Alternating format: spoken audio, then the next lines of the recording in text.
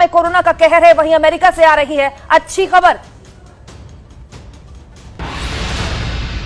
I'm also pleased to report today that a vaccine candidate has begun the phase 1 clinical trial. This is one of the fastest vaccine development launches in history, not even close. We're also racing to develop antiviral therapies and other treatments, and we've had some promising results, early results, but promising. वाकई ये बहुत अच्छी खबर है हर लिहाज से, दुनिया के लिए, देश के लिए। अमेरिका में कोरोना की दवाई का इंसान पर ट्रायल किया गया, जो कि अभी हमने आपको बताया। और वो इंसान कौन है? जेनिफर हेलर। जी हां, यही वो महिला है जिन पर कोरोना की दवाई का ट्रायल हुआ है। अमेरिका के सिएटल के एक रिसर्च इंस्टीट्यूट में दवाई का परीक्षण हुआ है। जी हाँ, तो देखिए, अब तक ये देखा गया है जब भी किसी भी तरीके के नए वायरस का खुलासा होता है तो सबसे पहले किसी भी तरीके की वैक्सीन की जब डेवलपमेंट प्रोसेस शुरू होती है तो उसे जानवरों पर टेस्ट किया जाता है। लेकिन इस बीच एक अच्छी खबर कि अब परीक्षण इंसानों पर हुआ है, अमेरिका में हुआ है। अमेरिकी राष्ट्रपति डोनाल्ड ट्रंप ने खुद इस बात की जानकारी दी है और अच्छे संकेत मिल रहे हैं। यानी ये माना जा सकता है कि कोरोना का इलाज अगर सब कुछ ठीक रहा तो जल्द हमें मिल सकता है। बड़ी खबर अमेरिका से, और ये वो महिला है जो आपको तस्वीरों में दिखाई दे रही है। अमेरिका के सियाटल में यह प्रयोग हुआ है। जेनिफर इनका नाम है जिन पर यह प्रयोग हुआ है। तो देखिए, ये आप तस्वीरों में देख रहे हैं कि खुशखबरी और ये सच्ची तस्वीर और अच्छी तस्वीर सुबह सुबह की। इंसान पर ट्रायल चल रहा है कोरोना वायरस की दवाई का, और ये गिनी पे कहलाते हैं जिन पर ट्रायल किया जाता है। राष्ट्रपति डोनाल्ड ट्रंप ने खुद ये कंफर्म किया है और इस ट्रायल के अच्छे संकेत मिले हैं। बड़ी खबर ये है कि इस ट्रायल के अच्छे संकेत मिले हैं। Everybody's feeling so helpless right now, and I realized that there was something that I could do to help, and I'm excited to be here. I was the first. It's unbelievable. I'm really excited about that. It was easy. It was just like a flu shot, or I had a flu shot a couple months ago. It was very similar to that process. It didn't hurt. I was very happy about that. I hope that we get to a working vaccine quickly, and that we can save lives, and that people can go back to life as soon as possible.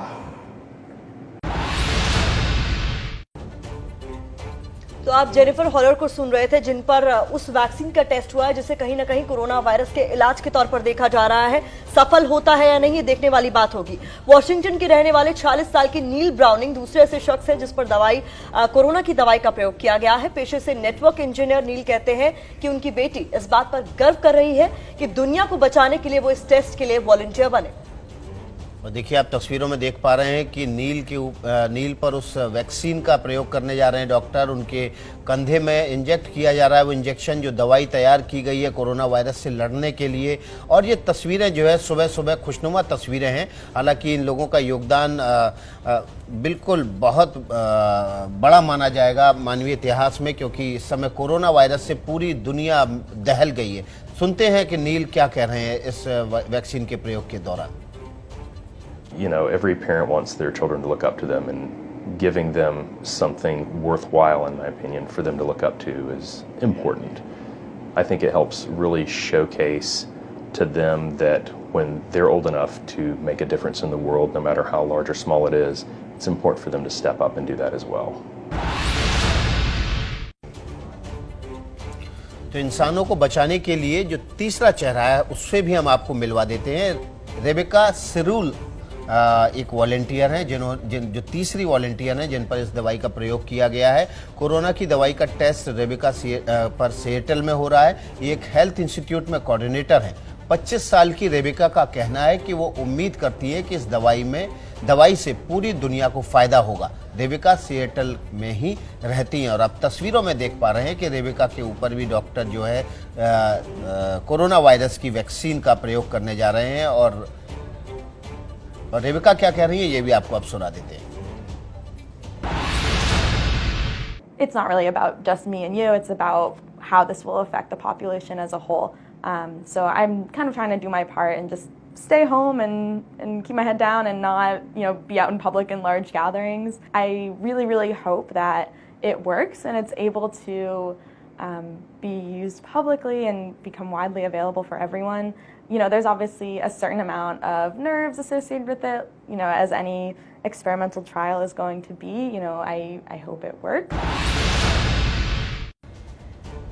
ये होती है दिन की positive शुरुआत। एक ऐसा virus जिसने पूरी दुनिया में कोहराम मचा रखा है, लोगों को एक दूसरे से डर पैदा कर दिया इस वायरस ने, उसके खिलाफ लड़ने के लिए 3 सबसे बड़े चेहरे, यकीन मानिए ये 3 सबसे बड़े चेहरे ना सिर्फ अमेरिका के लिए है बल्कि पूरी दुनिया के लिए हैं, क्योंकि ये प्रेरणा है जेनिफर हेलर, नील ब्राउनिंग, रेबेका सिरूल, जो ये कह रही हैं कि वो चाहती हैं कि पूरी दुनिया एक नजीर के तौर पर उन तीनों को देखे और उनके अपने परिवार के लोग, उनके बच्चे उनसे प्रेरणा लें। कोरोना से बचाने वाले 3 चेहरे देख लीजिए। आज सुबह की शुरुआत इन 3 चेहरों के साथ, क्योंकि इन 3 चेहरों ने, इन 3 लोगों ने अपने ऊपर उस वैक्सीनेशन का प्रयोग होने दिया जो हो सकता है कि आने वाले वक्त में कोरोना से लड़ने में मददगार साबित हो। देखिए, अब तक जितने भी वायरस सामने आते रहे हैं उस पर सबसे पहले जानवरों पर टेस्ट हुए। जानवरों में भी सबसे ज्यादा इम्यून सिस्टम जो इंसानों से मैच करता है वो होता है पिग्स का, यानी सुअरों का।